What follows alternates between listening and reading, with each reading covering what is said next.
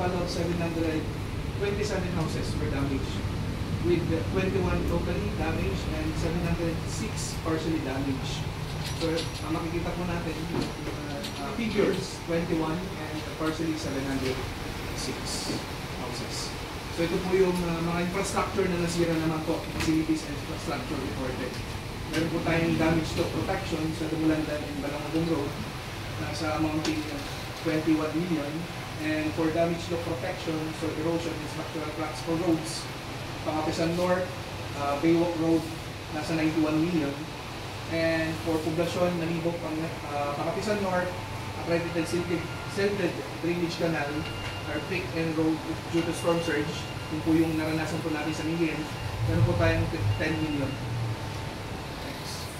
For damage to protection sa bahay,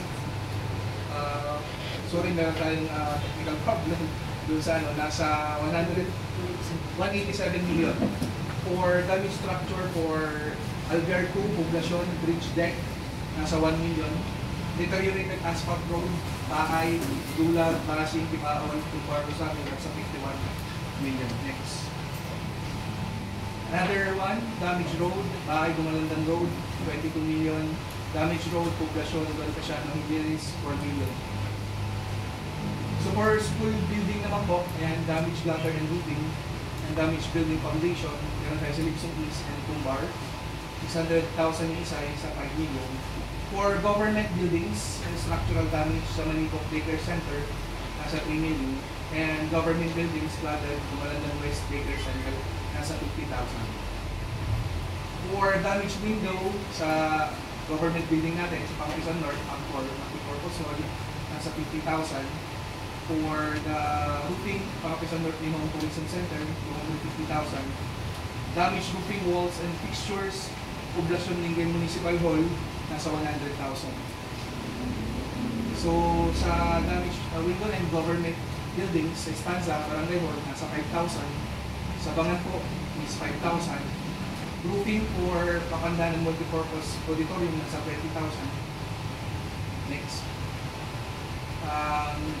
Dilapidated floodgate sa Rosario, nasa 5 million. Ang dilapidated floodgate sa Pasig, nasa 5 million damages. So yun po yung mga damages po natin for facilities in infra. Next. Sa agriculture side naman po, meron po tayong total of 10,634,600 worth of damages to agriculture has been reported by our Municipal Agriculture Office. Sa crops po, Barangay Bantayan, Basing, Lasik, Malimpot, Wawa. Affected is 49 farmers. Nasa 2,616,550. For livestock, poultry, wala pa pong initial na report ang ating MAU. Coming pa lang po. Binibigay po sa LDR. For fisheries, Baay, Tuntun, Dumalandan Center, nasa 6 million. Almost 7 million. For livelihood sources naman, yung mga motorized bangka po natin, kasi because of storm surge, may mga nasira, nasa 1,190,000. Ito po yung mga details na 30 evacuation center natin na nag-accommodate ng 726 families composed of 2,419 individual. Kasali na dito po yung mga na-preemptive evacuate. Kaya pasalamat po natin kasi nag-preemptive yung iba, wala po casualty, wala pong death ang Lingayen. Yan po yung mga na-mobilize natin yung mga designated evacuation center like school, yung mga chapel, pati ang Epiphany of Our Lord Parish Church, yan mga evacuation center natin sa Lingayen. Yun po. Okay, ito po yung response and action taken po ng LGU Lingayen. Nag-conduct po kami ng preemptive evacuation in 5 coastal barangay. So yun po yung ginawa po namin and activated yung emergency operation center agad. Pati yung sa barangay po, BDRNC is activated. Nag-deploy ang MDRMO, PCG, DFP for rescue operation nung kasagsagan po ng bagyo. And kasama natin ang DFP, PNP, MSWD for the relief operations. And we conducted clearing operation. Tuloy-tuloy po yung clearing operation ng ating team sa LGU Lingayen. Upon sabi po ng ating mahal na Mayor, si Tina Iday Castaneda. So distributed 61 food packs to affected families. Yan po yung initial. 61 hygiene kits for affected families yun na po yung ibibigay po ngayon. Then conducted medical assistance sa municipal health office po natin. Next. So ito po yung mga pictures po ng mga balik. Karamihan po is light materials yung kanilang mga bahay. Pero yung iba, nawala ng bubong kahit hindi light materials. Yan. Yan po yung mga affected natin sa barangay Malintot. Bali marami pa po. Nagre-report ang barangay. Next. Yan po.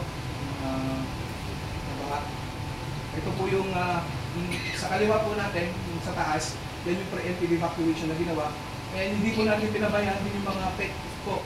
So, may kumuha po dito, yung niligtas po natin aso sa Aplaya, Pangapisan North. Conduct po tayo yung mga cleaning operations. Ayan po. And ayan po, kita nyo, on monitor din po ang ating administrator and our Mayor Aidal and our Vice Mayor. Yes, yun lang po sa report po namin sa LGU Lingayen.